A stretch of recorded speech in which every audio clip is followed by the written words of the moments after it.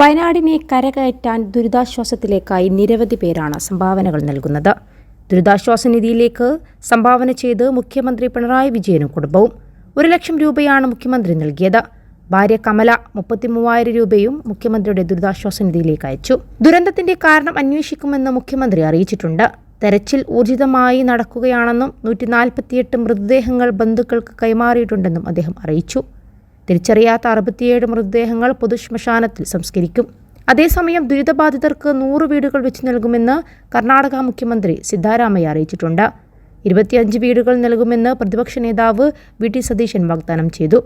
ദുരിതാശ്വാസ നിധിയിലേക്ക് സംഭാവന നൽകണമെന്ന് അദ്ദേഹം അഭ്യർത്ഥിച്ചിട്ടുണ്ട്. ശോഭ ഗ്രൂപ്പ് 50 വീടുകൾ നിർമ്മിക്കും.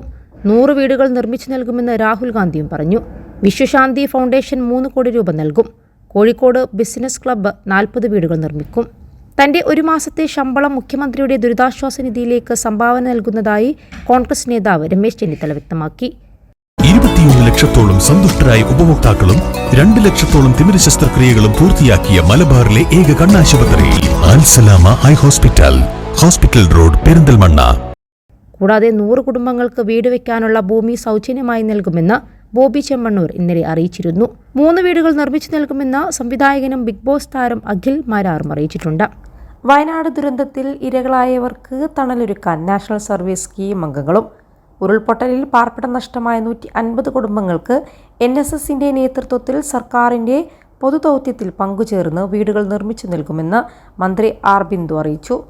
സംസ്ഥാന നാഷണൽ സർവീസ് സ്കീമിന്റെ വിവിധ സെല്ലുകളെ ഏകോപിപ്പിച്ചാണ് വീടുകളുടെ നിർമ്മാണം ഏറ്റെടുക്കുക.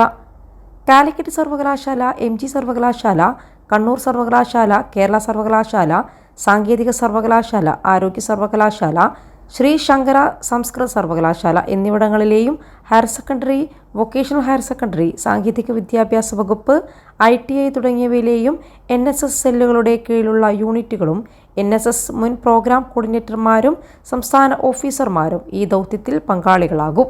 ദുരിതബാധിതർക്ക് മാനസികാഘാതം മറികടക്കാൻ വേണ്ട വിദഗ്ധമായ കൗൺസിലിംഗും NSS സജ്ജമാക്കും.